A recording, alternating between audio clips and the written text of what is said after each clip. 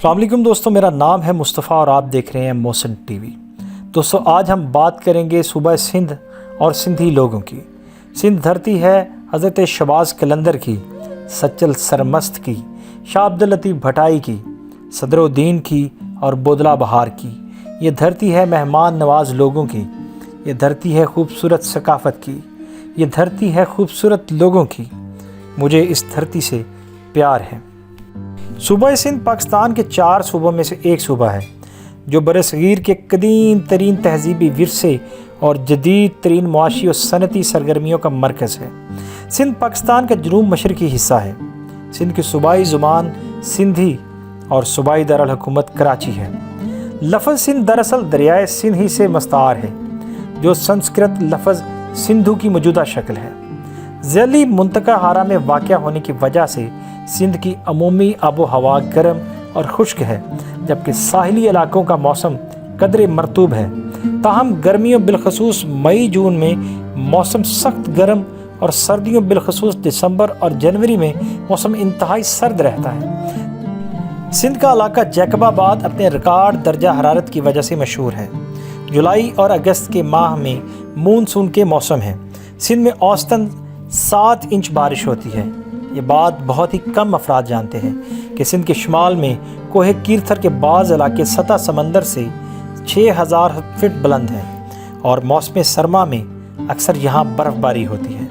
زمانہ قدیم سندھ اپنے دامن میں دنیا کا قدیم ترین تہذیبی ورثہ سموئے ہوئے ہے۔ تحقیقی شواہد بتاتے ہیں کہ دراوڑی آباد کاروں سے قبل یہاں 7000 قبل مسیح میں مختلف قبائل آباد تھے۔ دراوڑوں نے 4000 قبل مسیح میں وادی سندھ میں سکونت اختیار کی۔ منجداڑو کے کھنڈرات بتاتے ہیں کہ دراوڑی اپنے علم و فن میں یکتا، کاشتکاری اور تجارت سے آگاہ مہذب قوم تھے، جنہوں نے 5000 سال قبل یعنی 3000 قبل مسیح میں وادی سندھ کو علمی، فنی اور تجارتی لحاظ سے اپنے ہم عصر مصری، اشوری اور سامی تہذیبوں کے شانہ بشانہ کھڑا کر دیا۔ وادی سندھ کے دامن میں کئی شہری مراکز قائم تھے، جنہیں باقاعدہ منصوبہ بندی کے تحت تعمیر کیا گیا تھا۔ موجودہ گرڈ سسٹم کے قاعدے کے مطابق آباد ان شہروں میں شاہراہیں پختہ تھی، نکاسی فراہمی، آب کا زیر زمین انتظام تھا، مگر پھر کسی ناقابل دریافت وجہ سے وادی سندھ کے یہ عظیم مراکز تباہی سے دوچار ہو گئے۔ منجداڑو اور دیگر دراوڑی مرکز کی تباہی کی کیا وجوہات تھیں؟ اس پر محققین میں اختلافات پائے جاتے ہیں۔ بعض اسے قدرتی آفات اور سیلاب قرار دیتے ہیں، جبکہ بعض محققین کے نزدیک وسطی ایشیا اور مشرقی یورپ سے آریاؤں کی فوجی یلغار نے یہ تہذیب نیست و نابود کر دی۔ آریاؤں نے یہاں ہند آریائی تہذیب کی بنیاد ڈالی، جو دریائے سرسوتی اور دریائے گنگا کے کناروں تک پھیلی ہوئی تھی۔ یہ تہذیب 1500 قبل مسیح میں اپنے عروج پر تھی۔ ہند آریائی تہذیب ویدک سیولائزیشن 1700 سے 500 قبل مسیح نے ہندوستان کے مذہب، رسوم، معاشرت اور رہن سہن پر انمنٹ نقوش چھوڑے تھے۔ سندھی لوگ جنوبی ایشیا میں موجود آباد ایک نسلی گروہ ہے جو ہند آریائی خاندان سے تعلق رکھتے ہیں۔ سندھی لوگ پاکستان اور بھارت میں بکثرت پائے جاتے ہیں۔ پاکستان کا صوبہ سندھ انہی کے نام سے منسوب ہے۔ سندھی لوگ سندھی زبان کو مادری زبان بولتے ہیں اور ہندوستانی زبان اردو، ہندی اور انگریزی کو بطور دوسری درجے کی زبان بولتے ہیں۔ پاکستان اور بھارت کے بٹوارے کے دوران 1947 میں مسلمان سندھی پاکستان اور ہندو اور سکھ وغیرہ بھارت کے ساتھ ملحق ہو گئے۔ سندھی لوگوں کی 94% آبادی مسلمان کی ہے، جبکہ 6% دیگر مذاہب کے پیروکار ہیں۔ پاکستان میں 35 ملین سندھی آباد ہیں، جن میں سے 33.5 ملین سندھی صوبہ سندھ میں اور باقی کے 1.5 یا 2 ملین سندھی پاکستان کے دیگر علاقہ جات میں ہیں۔ لفظ سندھ یا سندھو یا سندھ قومی فارسی لفظ ہند یا ہندو سے بنا ہے، جو سنسکرت میں آ کے سندھ یا سند استعمال ہوتا ہے۔ اس کا مطلب ہے دریائے سندھ کے جو لوگ دریائے سندھ کے مشرقی طرف پہلے آباد ہوئے، ان کو سندھیوں کا نام دیا گیا۔ برصغیر کے فن و ثقافت، خاص طور پہ فن تعمیر کے ضمن میں محققین کی یہ شکایت عام ہے کہ علاقائی رجحانات پر نہ تو ریسرچ کی جاتی ہے اور نہ ہی ان نادر و نایاب نقوش کو کوئی مستند ریکارڈ آنے والی نسلوں کے لیے محفوظ کیا جاتا ہے۔ اس شکایت کے ازالے کی خاطر آج سے 3 برس پہلے سندھی ثقافت کے امین ادارے سندھی آرکائیوز نے ایک بھاری ذمہ داری قبول کی، جسے ماہرین فن تعمیر کے علاوہ تاریخ کے طلباء نے بھی بہت سراہا اور بے چینی اور اس منصوبے کے نتائج کا انتظار کرنے لگے۔ ثقافتی ورثے کو محفوظ رکھنے والے ماہرین بتاتے ہیں کہ یہ ورثہ 2 طرح کا ہوتا ہے، مرئی اور غیر مرئی۔ مرئی اشیاء وہ ہیں جنہیں ہم ٹھوس شکل میں اپنے سامنے دیکھ سکتے ہیں، مثلاً فن تعمیر، مصوری، صنم تراشی، نقاشی، کنندہ کاری، زرودوزی، جبکہ غیر مرئی ثقافتی ورثے میں شعر و ادب وغیرہ آتے ہیں۔ ٹھوس شکل میں نظر آنے والے ثقافتی ورثہ خود بخود محفوظ نہیں رہ سکتا۔ اگر قدیم رومن آثار، یونانی کھنڈر، پراچین بھارت کے مندر اور جنوبی امریکہ میں قبل مسیح کے تاریخی آثار کو بے رحم فطرت کے مقابل بے سہارا چھوڑ دیا گیا ہوتا تو آج ہمیں قدماء کے بارے میں کچھ معلوم نہیں ہوتا۔ سندھی تہذیب کی بہت سی تاریخی نشانیاں موسمی شدائد کی نظر ہو کر ہمیشہ کے لیے نابود ہو چکی ہیں، لیکن جو آثار ابھی موجود ہیں ان کو ریکارڈ پر لانا اور ان کے تحفظ کی جدوجہد کرنا سندھ آرکائیوز کے مقاصد میں شامل ہے، اور اس غرض سے کئی تحقیقی منصوبوں پر کام ہو رہا ہے۔ پاک و ہند کے فن تعمیر پر یوں تو گزشتہ 2 صدیوں سے کام ہو رہا ہے، لیکن یہ محققین یورپ سے تعلق رکھتے ہیں، اور ان کی تمام تر ارکریزی کے باوجود یہ نقطہ ان پر عیاں نہ ہو سکا کہ وہ ہندوستانی فن تعمیر کو یورپ کے روایتی کلاسیکی پیمانوں سے ناپ رہے ہیں۔ اس سکم کا احساس پہلی بار 1920 کی دہائی میں ہوا، لیکن تب تک ثقافتی مطالعے کے ضمن میں کئی اور نظری مسائل سر اٹھا چکے تھے، مثلا یہی کہ ایک دور کے طرز تعمیر کو دوسرے دور کے میز کرنے کے لیے ہم ایک واضح خط تقسیم کیسے کھینچ سکتے ہیں؟ مثال کے طور پر کیا ہم سلطنت دور کے فن تعمیر کو ایک لکیر کھینچ کر مغلیہ دور کے فن تعمیر سے الگ کر سکتے ہیں؟ نہیں، کیونکہ تاریخی طور پر جب کلہوڑا دور کا سورج طلوع ہو رہا تھا تو سلطنت مغلیہ کا آفتاب غروب ہو رہا تھا، لیکن ادب، آرٹ، کلچر اور تہذیب کی تقسیم 2 ٹوک انداز میں نہیں ہو سکتی، کیونکہ ایک دور کے اثرات اگلے دور کے اندر دور تک مار کرتے ہوئے نظر آتے ہیں۔ سندھی زبان ہند آریائی گروہ کی زبان اور جنوبی ایشیا کے علاقے سندھ کی زبان ہے۔ پاکستان میں سندھی بولنے والوں کی تعداد تقریباً 4 کروڑ اور بھارت میں تقریباً 70 لاکھ ہے، اور سندھی کو پاکستان اور بھارت میں دونوں ملکوں میں قومی زبان کا درجہ حاصل ہے۔ اگرچہ سندھی انڈو آریان کی زبان ہے، لیکن اس میں دراوڑی اثرات بھی پائے جاتے ہیں جو اس کو خاص انفرادیت اور اہمیت دیتے ہیں۔ سندھی بولنے والے زیادہ افراد پاکستان کے صوبہ سندھ میں ہیں اور بقیہ دنیا کے باقی حصوں میں، خاص کر بھارت کے کئی حصوں میں آباد ہیں، جو 1947 میں تقسیم ہند کے بعد سندھ سے ہجرت کر کے بھارت گئے اور وہاں آباد ہو گئے۔ سندھی عام طور پر ترمیم شدہ عربی رسم الخط میں لکھی جاتی ہے۔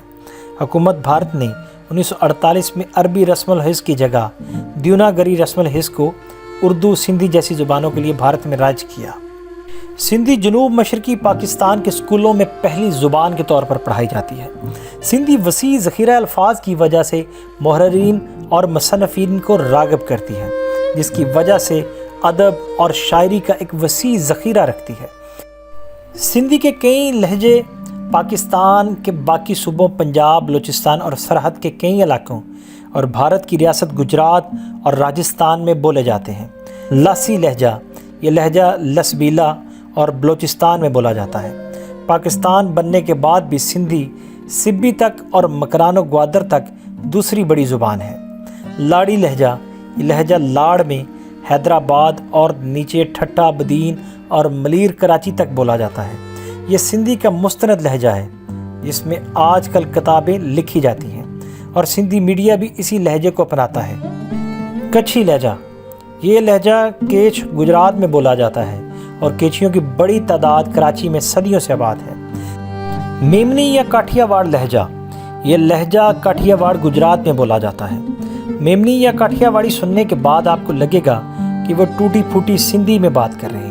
میمنی یا کاٹھیا واڑی بولنے والے لوگ 5 صدی پہلے کاروبار کے لیے ٹھٹا سے گجرات گئے تھے، تو ان کی سندھی زبان کو میمنی کا نام دیا گیا تھا۔ تھری یا ڈھاٹکی لہجہ، یہ لہجہ تھر پارکر اور راجستھان میں بولا جاتا ہے۔ تاریخی طور پر تھر اور راجستھان سندھو تہذیب کے مضبوط حصے ہیں۔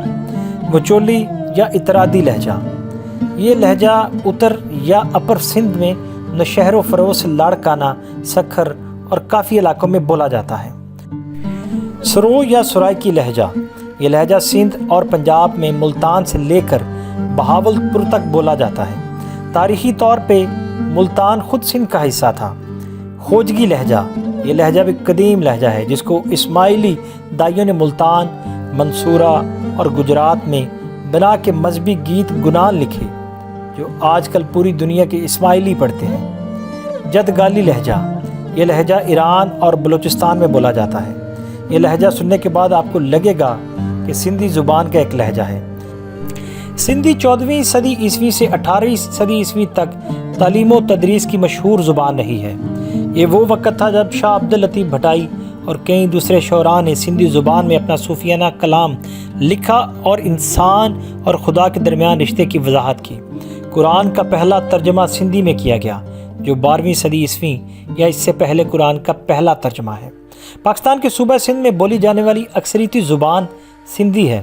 وادی سندھ کی قدیم تہذیب سے اندازہ لگا کر ماہرین اس بات پر متفق ہیں کہ سندھی زبان سندھ میں آریاؤں بلکہ دراوڑوں سے بھی پہلے کی زبان ہے۔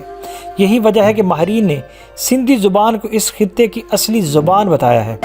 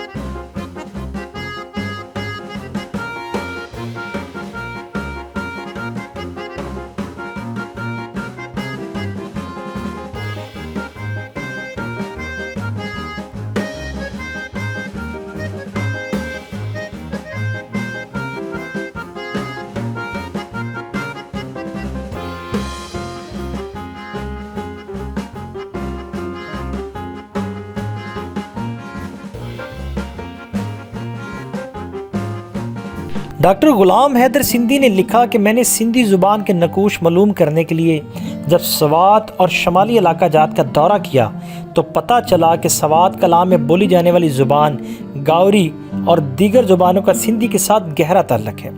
اس نے یہ بھی لکھا کہ دوران تحقیق یہ بھی معلوم ہوا کہ خالص سندھی 7 اصوات ان وادیوں میں بولی جانے والی زبانوں میں ابھی تک موجود ہے۔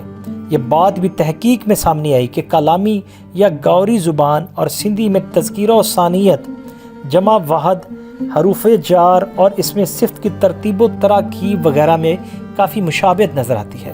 ڈاکٹر غلام حیدر سندھی لکھتے ہیں کہ اس کی وجہ ان کی آپس میں لسانی قربت اور وہ تاریخی تعلق ہے جو مدتوں پہلے سندھی اور ان وادیوں میں بولے جانے والی زبانوں کے درمیان رہا ہوگا۔ سندھی زبان میں 52 حروف تہجی ہیں۔ ان میں 12 ایسے لفظ موجود ہیں جو تلفظ کی حد تک سندھی، اردو، پنجابی اور سرائکی میں مشترکہ ہے، مگر لکھنے میں ان کی اشکال مختلف ہیں۔ جیسا کہ پہلے بتایا گیا تھا کہ سندھی ایک قدیم زبان ہے، یہی وجہ ہے کہ سندھی ادب بھی قدیم ہے۔ سندھی لوک ادب کے علاوہ سندھی زبان میں شاعری اور نثر کا ایک وسیع ذخیرہ موجود ہے۔ سندھ کے مختلف نام ہے سے مہران بھی کہا جاتا ہے کیونکہ اس کے شمال مغربی حصے میں مہر گڑھ کی 7000 قبل مسیح کی تہذیب آباد تھی۔ سنسکرت میں سے سندھو کہا گیا، اشوری میں سندھا، ایرانی میں اسے آب سندھ یا آبا سیند یا پھر اباسین کہنے لگے۔ عربوں نے اسے آل سندھ کہا، وہ اسے باب اسلام بھی کہتے ہیں۔ یونانی اسے اندو اور لاطینی رومی نیز انگریزی میں اسے انڈس کہتے ہیں۔ ایرانی اور عربوں نے ہند یا الہند بھی کہا۔ یہ ایک بڑی پرانی تہذیب کی آماج گاہ رہا ہے۔ اس علاقے میں ایرانیوں نے حکومت کی اور ان کے اثرات اس وقت تک جاری رہے جب تک اسکندر اعظم نے یہاں پر قبضہ نہ کر لیا۔ محمد بن قاسم کے بعد عربوں نے 300 سال تک یہاں کے مقامی حاکموں کے ذریعے حکومت کی، یہاں تک کہ محمود غزنوی نے یہ علاقہ اپنی حکومت میں شامل کر لیا۔ جلال الدین محمد اکبر سندھ کے علاقے عمر کوٹ میں پیدا ہوئے تھے۔ اکبر اعظم سے قبل صرف ایک عمارت کا تذکرہ کیا جاتا تھا جو قلعہ رانی کوٹ ہے۔ قلعہ رانی کوٹ، اس کا شمار دنیا کے بڑے قلعوں میں ہوتا ہے۔ یہ 26 کلومیٹر پر محیط ہے۔ اس کی مضبوط دیواریں 6 میٹر اونچی ہیں جو 5 کلومیٹر سے زائد نظر آتی ہیں۔ یہ کیرتھر لکھی سلسلے پر واقع جام شیرو ڈسٹرکٹ میں حیدرآباد سے 90 کلومیٹر ہے اور سن سے جنوب مغرب میں 30 کلومیٹر دور ہے۔ اس کے دور تعمیر میں کئی باتیں کہی جاتی ہیں۔ اسلام سے قبل ساسانیوں نے بنایا اور میر کرم علی تارپور نے دوسری مرتبہ اس کو تعمیر کیا۔ غزنی کی حکومت یہاں کئی برس رہی۔ اس کے بعد سومرا، جو مقامی ہندو نو مسلم قبیلہ تھا، حکمران رہا۔ اس دور میں حضرت لال شہباز قلندر مشہور زمانہ صوفی بزرگ گزرے ہیں۔ حضرت سخی لال شہباز قلندر، جن کا 7 میں مزار ہے، یہ بہاؤالدین زکریا ملتانی، بابا فرید گنج شکر، مخدوم جہانیہ کے ہم عصر رہے۔ تصوف کی کئی کتابوں کے مصنف تھے۔ پھر سما راجپوت ان کے زمانے میں لیلا چنیسر، عمر ماروی، مومل رانو وغیرہ کی عشقیہ داستانیں زبان زد عام رہیں۔ نوری جام تماچی کی داستان عشق بھی اسی دور سے تعلق رکھتی ہے۔ نوری کی قبر کلری جھیل کے درمیان واقع ہے۔ اسی عرصے میں دہلی کے سلطان کباچا وغیرہ کا غلبہ بھی رہا۔ ارغون ترخان برسر اقتدار ہے۔ اس دور کی ایک اہم تعمیر کا ہم ذکر کریں گے جس میں بنیادی طور پر 4 مختلف قبیلوں نے حصہ لیا۔ وہ ہیں سما، ارغون، ترخان اور مغل۔ یہ اہم تعمیرات مکلی کے قبرستان سے یاد کی جاتی ہیں۔